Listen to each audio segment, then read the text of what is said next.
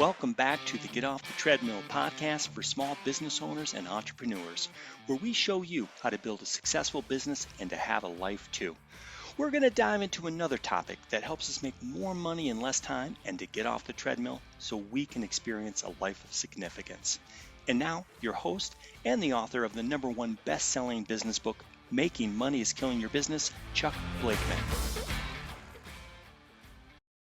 Today, my guest is Liz Daeninck. She's the founder of Valentis Wellness. Their approach is finding a suitable and custom nutrition plan that works for you, given your life circumstances and your health challenges. Liz's background is in the study of how the body responds to our movement, or lack of it, and what we put in our mouth, which helps us identify how to reduce and even eliminate health complications like obesity, diabetes, high cholesterol, irritable bowel syndrome, and other chronic issues. She specializes in working with individuals who are planning to or have had weight loss surgery. And Liz's goal is to assist you in making changes to better support and ultimately improve your health. Welcome, Liz. Great to have you with us. Great to be here. Yeah. Well, today we're going to talk about the 3 C's. And when we talk about the 3 C's, the 3 C's are connections, conversations, and clients. So this is a talk that comes from a class you took, I believe, with us, Fast Track, and the objective of Fast Track is to work with business owners. It's kind of the anti-sales course, because our objective here is to figure out how to get you off the sales treadmill as well. I don't know about you, but I didn't go into business to do sales, and I think most business owners are the same way. It was a rude awakening, right? But at some point you went into sales to do, or you went into business to do the thing you love, and then you found out what? I found out I wasn't well equipped to build a business. Right. You're well equipped as a specialist and in your expertise. But the first thing I find, I use the chair making analogy because it's kind of easy to understand. I'm sitting in my basement making chairs, and the chairs are piling up in the corner. And I realize, oh no, I don't get to just make chairs. I love making chairs. I have to sell chairs. I don't want to sell chairs. But that's one of the, quote, necessary evils of becoming a business owner early on. Somebody's got to do the sales, and when it's very early on, it's going to be me. And so it's one of those rude awakening things. Nobody wants to do it. It's very different than for the traditional salespeople who love doing sales. So we want to talk about things that will help us get off the sales treadmill. We call this course Fast Track. It's the cure for the common cold call, and it's the fast track for getting off of the treadmill of sales, because we want to get back to the thing that we love, and sales is not it. So we have this thing called the 3 C's. It's a device. And I'd love you to just share what you remember about the 3 C's, and I'll fill in the blank from there. I've got a little PowerPoint I can throw up as well. So what do you remember about the 3 C's and how that impacted your business? What really helped me, because I'm very much a methodical person. So having a method to bring in those sales. So having a formula of understanding, okay, well, I got to make these connections, have those conversations, and then I will start building those clients. Okay. Yeah. And I'll put the slide up here in a second, because it does help us if we see the 3 C's visually, and I'll explain it for those who are just listening. But there is this thing called the classic sales funnel. I don't know who came up with this, but somebody did. And it's the 10-3-1.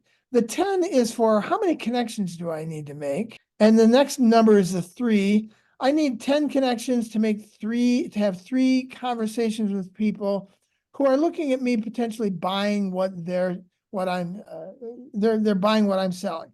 And I need 10 of these connections to get 3 buying conversations. And if I do that, then the classic sales funnel says I'll get 1 new client, or we might call something lumberjacks, which is something we'll look at later. But 10-3-1, 10 connections to make 3 buying conversations, get 1 new client. I don't know who came up with this, and sometimes it works for people. It didn't work for me this way. But and they don't call them these 3 things, but it really works to have a device to clarify where are my potential clients in the sales funnel, in the sales cycle. And most of the time, we don't have the connections. We don't even have that piece figured out. And that's where we need to start, is how do we get you some connections? So that's the biggest problem in sales. It's not how do I sell something? It's how do I find somebody to talk to? And that's what this sales funnel is all about. And you see two ratios here. If you theoretically can do 10 connections to get 3 buying conversations, that's a ratio of 10 to 3, or 30% of the people you talk to who connect with you or you're connecting with will have a conversation. And then 1 out of 3 people become a client. That's a 33% ratio. So that's the slide we're looking at. And then we look at it this way, the way we talk about it. We have the connections, which are connections. The connections means, hey, I'd like to meet with you to check in to see if you would like my services or my product and see if we can push each other forward. That's a connection. Then a conversation is, would you like to, let me explain my product or service. You can explain yours as well. And I'm going to ask you, would you like to give it a try? That's a buying conversation. And then the clients, the third one is they became a client and we immediately want to turn them into what we call lumberjacks, which we don't have time to explain today. But it's basically asking them to not just be our client, but to actually be a raving fan and help us grow our business. So I'll take these slides down so you can share how these things worked for you. It's helped me be linear it helps me get clarity, and clarity brings power. So how's that work for you? Yeah, so in my world, the obvious person to get in touch with is a physician and getting those referrals from physicians. But even drilling down even more, I want to get in with the referral people in the office or the mid-level practitioners or the medical assistants. So that's been a learning lesson, is who are those people that I really want to have a conversation Yeah, it may not with. always be the owner. It may be somebody who we found receptionists be incredibly powerful in terms of referring us. Absolutely. So being in front of those people, or even any kind of practitioner that spends a lot of time with their clients. So for example, I've been reaching out to physical therapy clinics because they spend a significant amount of time with their patients. So those are good referral partners as well. Yeah, so when we're talking about that first C, connections, finding people who will refer to us, that's the first step. Everybody has to figure out, well, who will refer to me? So you found out that you thought doctors, let's just start with that, or doctors' offices. How did you come to that place where you're saying, well, I need to connect. Who do I connect with? I think I'll go with doctors. What caused you to go in that direction? Well, I mean, the obvious, for my training, because I've been trained as a dietitian, the obvious people that I want to talk to get those referrals for people who've had weight loss surgery are the surgeons and their practice. Okay.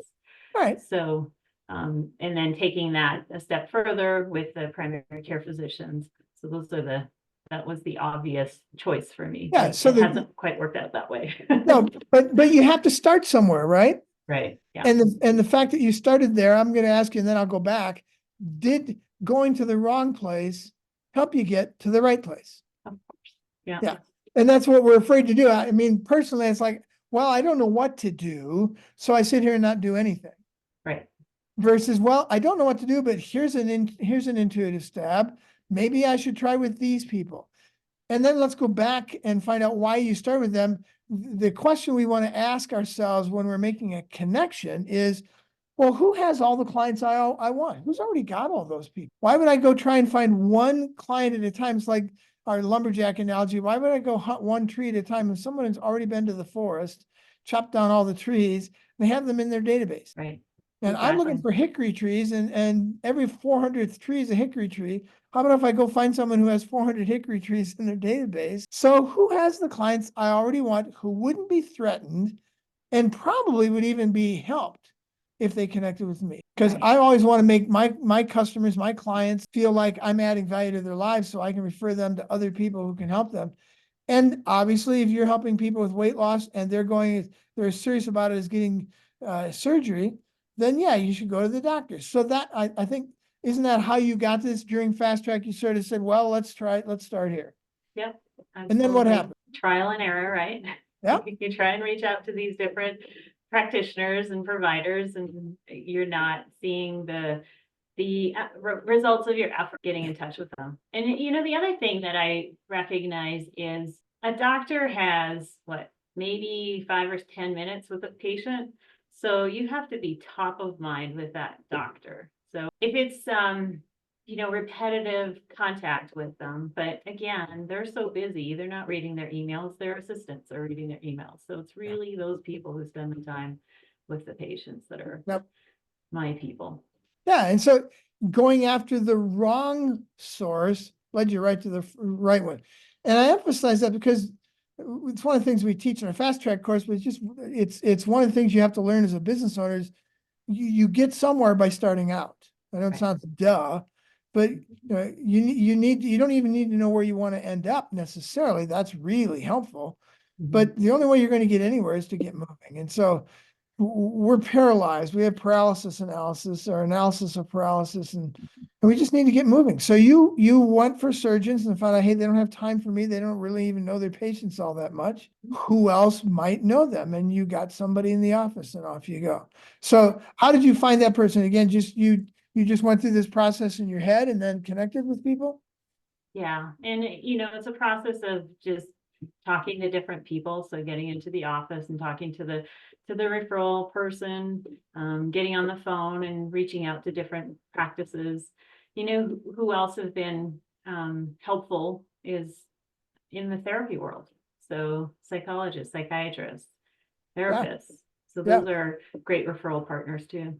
And as you say that, and this is just part of the process of finding connections, one of the things that comes to my mind is I'm guessing there are therapists who focus on weight loss. So it's not just therapy in general, and every once in a while you get one that has weight, there's a patient that wants weight loss. No, I'm guessing you've already found some of those, or if you haven't, they're out there. So that's the first connect. The first three is how do we, who has all the people we want? Let's go find them. And it may not be the owner, it may be somebody else, but if they're in that business, I need to find out who in that business would find it motivating to send me clients.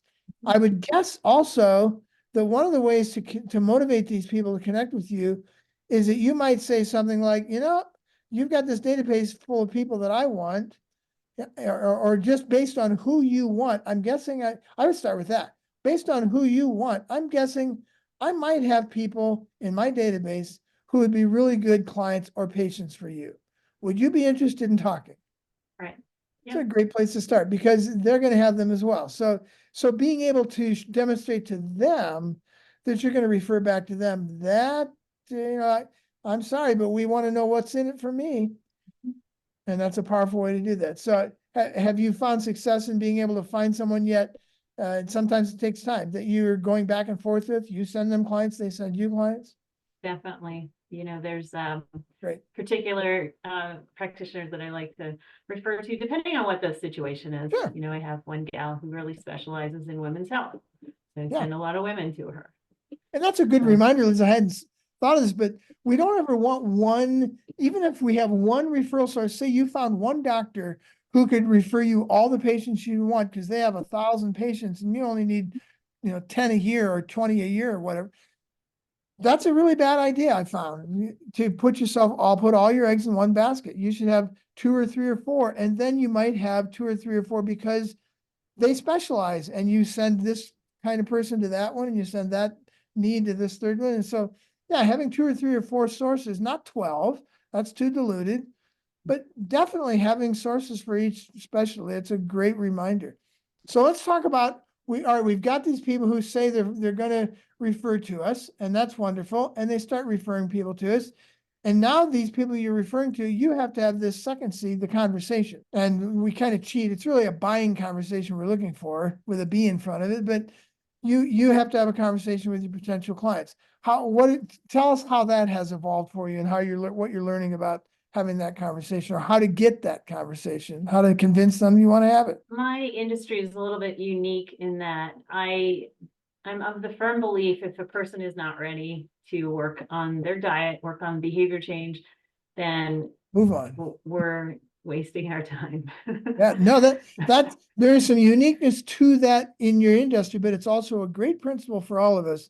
I say serve, don't sell. You know, and I'm not trying to sell you. If you don't want to learn about this right now, it's the wrong time to try and beat your door down. So I'm with you. So there are times when I do bring people in and we have our first, second session, and something comes up in their life, and then I reach out in a few months later and they're ready to go. So life happens, and I think this was a big lesson for me. And I don't know that I learned this in your class, but just the fact that don't take things personally, because it might not be you. It's more than likely something going on in their life. Yeah. So don't hesitate to reach out again. I think I'm still learning that one, but it is one of those things where you don't want to become callous, but you do want to have, in a sense, I'm not even saying you need to be thick-skinned. I'm learning the language of the therapist is, I don't need to own that. You know, if they don't want to talk to me, I don't need to make up stories about that. I'll take the best possible story I can make up, which is, hey, they're really busy and this isn't the right timing. Great, let's move on. Absolutely. And if you take it personally, then it becomes a real tough thing to get these conversations put together. But I want to back up for a second, because one of the things we didn't talk about with connections going into conversations is the way you're doing it is brilliant and really helpful, because you're not going and trying to find this person who wants weight loss, who's never heard of Liz Daeninck. You're going to someone who knows you, who trusts you, who has that client and has saying to that client, hey, Bob, you should go talk to Liz. And then the fancy term kicks in here. It's called transference. If the doctor says Liz is good people and the patient has never heard of Liz, there's going to be some transference of trust. And the patient's going to say, well, I don't know Liz at all, but I know this doctor and I trust this doctor. And this doctor says, talk to Liz. Closing ratio of connections to conversations is going to become really high. And so, yeah, so you find people who may not be ready, but a lot of times they just are being polite to their doctor and then they won't work with you. But if they're ready, I would much rather talk to somebody I've never heard of, who is referred to me by somebody who is trusted. So that's really that's important. We don't always find people that way, but that's a great way to find them, is through those connections. So two things on that. I had one client, she was given my card back in September last year. So it took her that long to be ready to engage in her health. But she got that from you or from somebody else? From a physician. Okay, Her yeah. primary care physician. And so that's even more powerful, because not only is there an imputed trust factor, because there's that imputed trust factor, she didn't throw away the business. If you'd have given it to her, she might have even said, yeah, I want to talk to this person someday, but she probably would have lost the card. Right. But she got that from a trusted source. She hung on to it. Another example is I have a medical assistant who works with me as a client. And so I'm working with her to get in with her physicians and her practice to build some relationship. Okay. And again, it's reciprocity. What's going to motivate her? What do you think? I love that you're groping your way through this, because this is how this stuff works. So what are you thinking might motivate that assistant to actually start referring to you? Have you figured that out yet, or are you just plowing the field? Oh, I know why. Yeah. So for me, building relationship, building that rapport is a big piece of it. So being able to work with somebody and help them understand, I think the challenge in my world is people want to make all the changes tomorrow. Yeah, of course. But realistically, just chipping away at one tiny piece at a time is more sustainable. Yeah. So she's seen how I work in that capacity. Great. So she's seen the change. She's ready to go. So what are you doing? And I know this is blinding flash of the obvious kind of stuff, but it's really important, because it helps us see, oh, well, this isn't really brain surgery. What are you doing to build a relationship with that woman? Calling her once every 2 weeks, sending her an email, having coffee. What are you doing? What is it you need to do? Because you said rightly, I have to build a relationship. Okay. What are you doing? So I meet with her on a monthly basis. Beautiful. Sometimes this is dictated by insurance, and in her case, it's dictated by insurance. Uh-huh. So we meet on a monthly basis, and then every couple weeks, I'm reaching out to her just to touch base and see how she's doing. So that connection and talking to people. But I just want our listeners and our watchers to hear that, because this is not difficult. It's simple. It may not be easy, but it is simple. Yeah. We just figure out what works, and there will be 10 other ways of, somebody might be on, they might reach out by getting on somebody's, doing a comment on social media, or checking in with them on Twitter or Facebook, or giving them a call, or sending them, dropping by and leaving donuts at the front. There's so many ways to build relationships. You pick what works for you. And, Yeah, I won't leave donuts. you will not leave donuts. You will leave broccoli, and I'll eat the broccoli, because that's where I'm at. Yeah, so it's a great example. So you've got these people, you've got somebody who said, yep, I'll meet with you. And they understand that they're meeting with you to see if what you're doing for them might work for them. What are some things you might do during that meeting that would be in that second C, the conversation, that might be really helpful to get them excited about how to do this stuff? So you got somebody teed up, is somebody who wants to come on board as a potential client, and you've scheduled a conversation with that potential client. What are some ways, once you're in that conversation, this person wants to potentially work with you, how would you move that forward? What are some of the devices or some of the principles that you might use to walk through that conversation that might be different than what you've done historically? I'm able to ask some very pointed questions and understand what their particular challenges are, what they want, what they're looking for long-term, and make sure that it's a good fit for both of us. So I don't want them to set up an initial appointment unless we are a good fit to work together. Mhm. So for example, if somebody has kidney disease, I refer those out. If somebody has an eating disorder, those go to my eating disorder person, so that the individual is getting the best treatment plan, the best nutrition counsel Sure. they can possibly get. So the principle there applies to every business. Ask questions first. And our impulse too often is to talk about our stuff first, to sell. And we don't know what they need. So we're just flipping through stuff. Stop me when you see something you like, hoping that they hear something, but you don't really know what they need. What if we ask questions? I know that, again, this is duh stuff, but it's so powerful. What if we went into a conversation and said, I'd like to get to know a little bit more about you.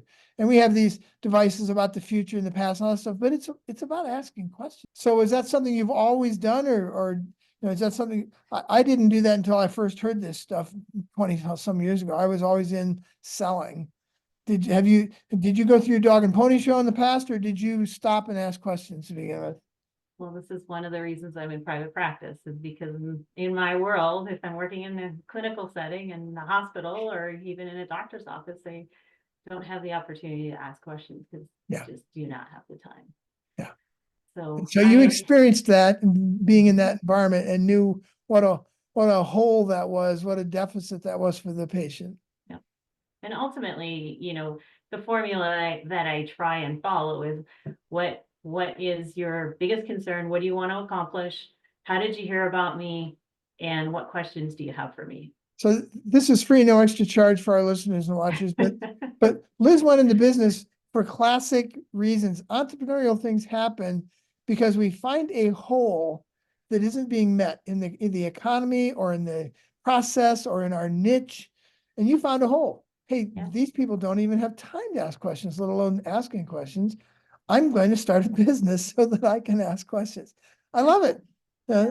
That's the reason to do things, is to find a hole that isn't being met and know that you can actually listen to somebody. And I'm immediately drawn to that as a potential customer. Oh, good. I'm going to go somewhere and they're going to ask me about me. And I'm not a number. I'm not just a McDonald's, hamburger being thrown through a window. Pretty cool. So that's free, no extra charge, but it's important. I love to bring those things up. So you're having this conversation with someone, you find out what they want, and instead of going through the 45-minute dog and pony show, instead, what can you do to help them? Absolutely. And what do they want to accomplish, right? Yeah, so you find that out, and now you're focused. You don't have to go through the dog and pony show. Oh, I do. So my initial visits are pretty comprehensive, once I have But that's them not a fill dog out and some pony forms. show. That's still you investigating, finding out from them versus you telling them, here's the 27 things I can do. You ask them about the 27 things, so you find the 3 that they will actually be able to use. Yeah, Yeah, absolutely. yeah. Yeah. All right, so how do you get them across the finish line? Now you've got all this investigative stuff, you figured out what they need. In that conversation, we're in the second C still. What is there anything you've learned that helps you get them across the finish line? So again, asking questions, that's the biggest thing in my world. And I would say I close on probably 90% of my conversations. So ultimately, I ask a lot of questions, and that is helpful because people are given the opportunity to tell their story. And in the medical world, that's invaluable because visits are cut so short with providers anymore. So this gives them the opportunity to have a safe place to have that conversation. So let me stop you on that for a second, because again, when you say this is really valuable in the medical world, it absolutely is. It never happens to me when I go, I'm a number. Guess what? I don't care if you're selling chairs, making violins, or if you're a surgeon, or if you're selling Pilates. I still want to tell you my story. It's still true. That principle that you just said is not just for that kind of business. Every one of us, when we use the principle of asking questions in that conversation, that allows me to tell my story. And I am so much more likely to buy from you because you let me tell my story. There's nothing more valuable to me than my story. So I just love that you came to that, to that obvious conclusion that people are going to buy from me. I close 90%. And one of the reasons is because I let them tell their story. This stuff is so simple, isn't it? But it doesn't make it easy. You have to remember it. So you close these people, and I would encourage every one of us to have the intention of going into every single meeting with the intention that you're going to make money off that meeting, but it may not actually be that person, but you will intend to have an offer. And the offer might be, hey, we haven't gotten far enough, let's meet again. It could be, hey, I got somebody I can refer to you. That could be an offer, or it could be, would you like to give it a try? But make an offer. Don't assume that just because you loved all over somebody that they're going to jump out of their seat and throw their credit card at you. It doesn't work that way. So would you like to give it a try? So you got 90%. You got these people who become clients. Now what do you want to do with these clients in terms of getting back to the first C again, in terms of making connections? So we can use that medical assistant as an example. After one visit with her, I think it was after our second visit, I asked her, hey, what does your practice look like? What's the specialty? Who are your providers? So we had that conversation, and I gave her a stack of cards. So we're continuing that conversation. Beautiful. Yeah. So every client, one of the things that you just shared that is a blinding flash of the obvious, everybody who becomes a client, we should be asking them to refer us the next connection.